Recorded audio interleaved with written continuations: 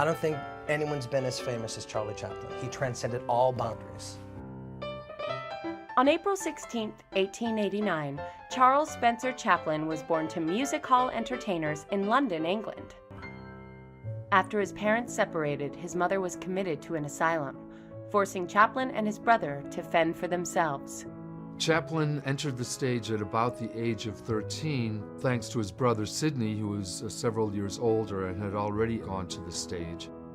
He hadn't created his tramp character yet, but he was really a gifted comedian. At 19, Chaplin joined the Fred Carnot pantomime troupe, and during a tour of the United States, he landed a film contract with Mack Sennett's Keystone Film Company.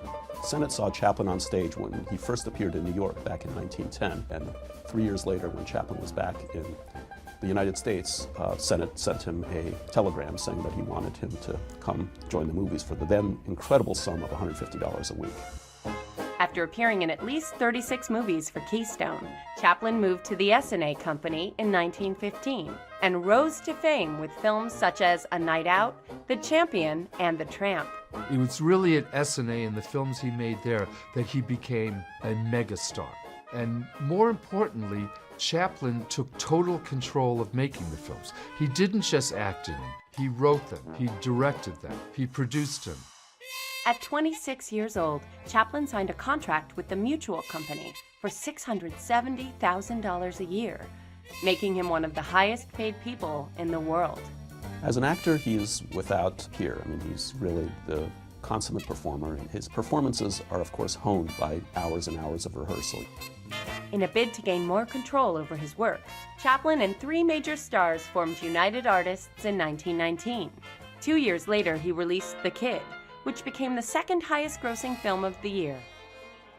The Kid was an amazing film because it was truly autobiographical. Charlie was abandoned by his mother, put into a workhouse, and this was the story of the tramp finding an abandoned child, raising him as his own, and then in the end of The Kid, Charlie returns the kid, played by Jackie Coogan, to his mother.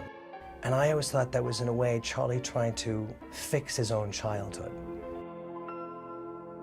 During the 20s and 30s, Chaplin made a succession of hit films, including The Circus, which won Chaplin a Special Academy Award.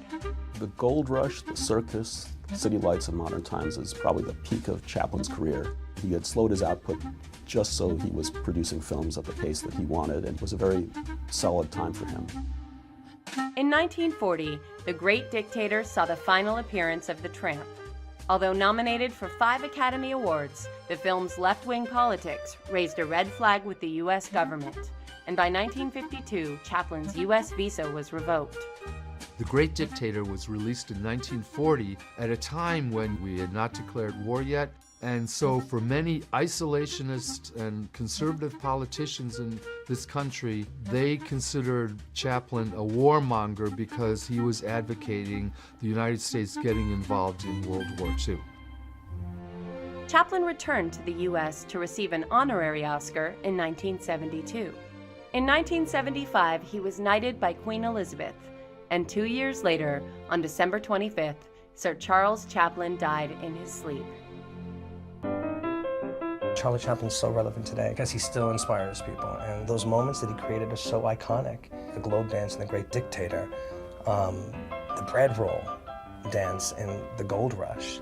They're just legendary moments that will live throughout history.